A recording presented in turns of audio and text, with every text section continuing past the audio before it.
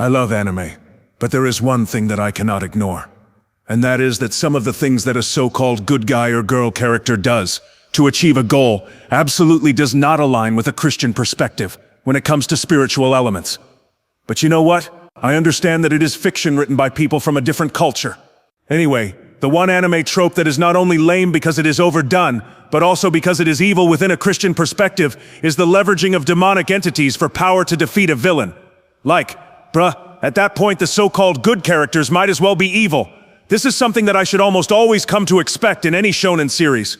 That being said, there is some wiggle room, because this type of media does offer opportunities to discuss otherwise taboo or just flat-out weird topics that would be laughed out of ordinary conversation.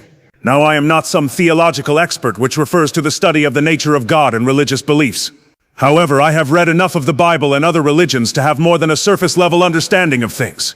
One thing that people who will immediately disregard the entire anime field because of its different understanding of demons is that in Japanese culture, demons are also considered evil, but not entirely.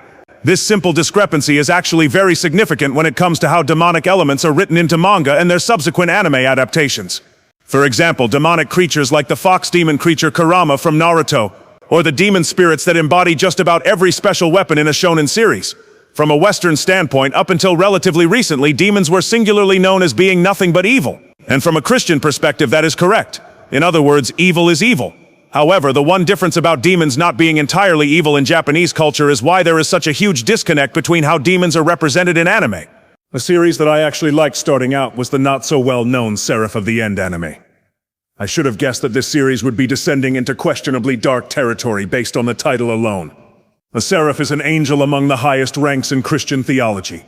However, while I didn't finish the series, the seraph in this anime is created through human experimentation with demonic spirits. So it is a sort of warped interpretation of what angels are.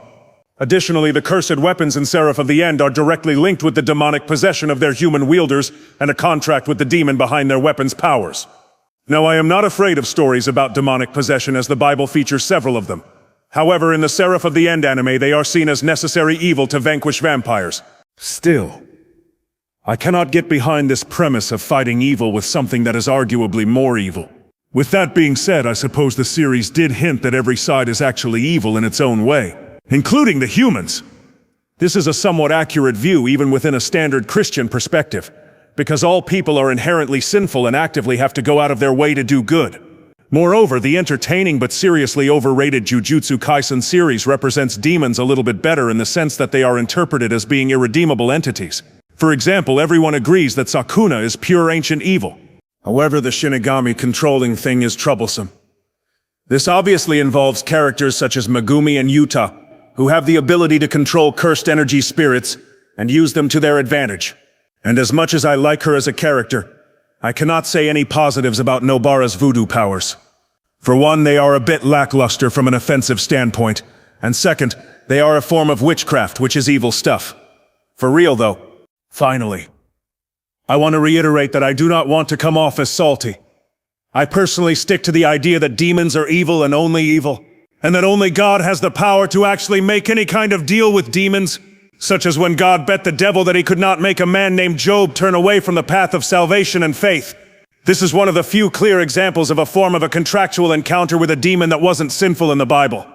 The best representation of why deals with demons is wrong can be seen in the Gospels, where Satan tries to tempt Jesus with everything from food to the power to rule over the entire world. All Jesus had to do was to submit to Satan. However, Jesus is not an anime character and did not give in to the desire for power and told that slippery devil to be banished from his sight. This Jesus truly is the most powerful being in literature when it comes to vanquishing demons. His mere presence made them tremble, and with his words he defeated Legion, a demon of thousands of evil spirits taking possession of a man who they gave super strength to. Hence, there are some peculiar similarities between demons and demonic possession in the Bible and anime. However, this may be due to the possibility that throughout history people in Asia have had encounters with real demons, but in a different context, and have passed on the skewed personal knowledge of these encounters through their cultural beliefs. Nevertheless, it is not my job to rewrite the artistic works that writers have made. With that being said, I as a viewer will continue to remain vigilant with the type of content that I consume, and I will continue to study my own beliefs so as not to make rash criticisms without first understanding as much as I can about what I claim to adhere to. And finally, don't take my words as truth, dear viewers. I am just some random guy on this curious and beautiful spinning rock that we live on. Instead, I implore that you study for yourselves what you do and do not believe. I will always value and promote the freedom that we all deserve in this life. And if God wants you as his follower, he will find you by the power of his grace alone.